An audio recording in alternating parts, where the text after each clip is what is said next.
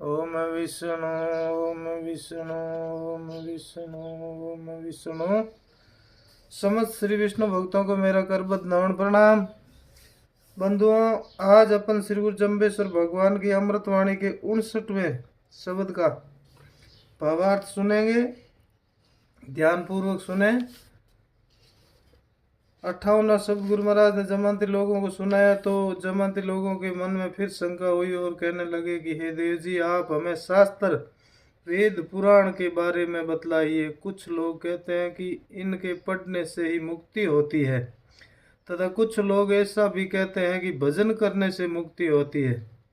तब श्री गुरुदेव जम्बेश्वर जी ने बताया कि न तो केवल शास्त्र पढ़ने से ही मुक्ति होती है और न केवल अज्ञानता में रहकर भजन करने से ही मुक्ति होती है। वेद शास्त्र पढ़कर मनन निधि ध्यान करके फिर जीवन को तन में बनाए तभी संभव है मुक्ति। इस बारे में गुरु महाराज आगे ये शब्द सुनाते हैं। ओम पटकागल वेदो शास्त्र शब्दों भूला भूले जंग्या आलो अनिस आव घटंती जावे तेरा श्वास सभी का सहवारों कैया चंदा कैया सूरों कैया काल बजावत तूरों उर्धक चंदा निर्धक सूरों सुनगट काल बजावत तूरों ताछे बहुत भई का सहवारों रक्तस बिंदु परहस निंदु आप सहेते पण बूझे नहीं गवारों। इस प्रकार गुरु महाराज फरमाते हैं कि जिसने भी कागज निर्मित वेद शास्त्र शब्द पूर्णतः पढ़ लिया है किंतु शास्त्रों के कथनानुसार जीवन को बनाया नहीं है, कथनी करने में अंतर रखता हुआ स्वयं भूला हुआ मानो दूसरों को भी आल बाल झूठ भरे वचनों को बोलकर भूल में डाल कर ठगता है, तो उसके लिए वेद पढ़ना भी व्यर्थ है।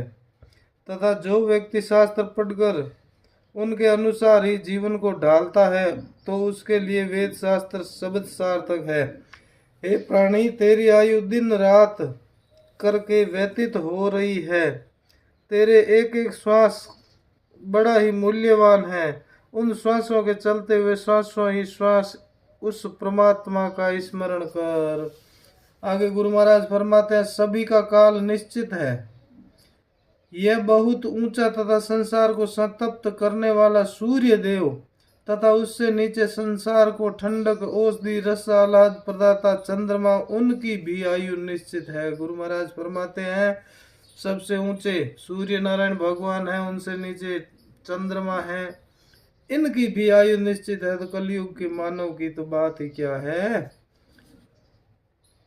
चंद्रमा आयु निश्चित है, सूर्य भी कुछ वर्षों बाद ठंडा हो जाएगा तथा चंद्रमा को भी काल से ग्रसित हो जाएगा। जब चंद्र और सूर्य के ऊपर भी काल अपनी तुर ही बजाकर उन्हें सूचित करता है कि सावधान, अब आयु बहुत कम रह गई है, तो फिर हे मानव, तेरी क्या औकात है।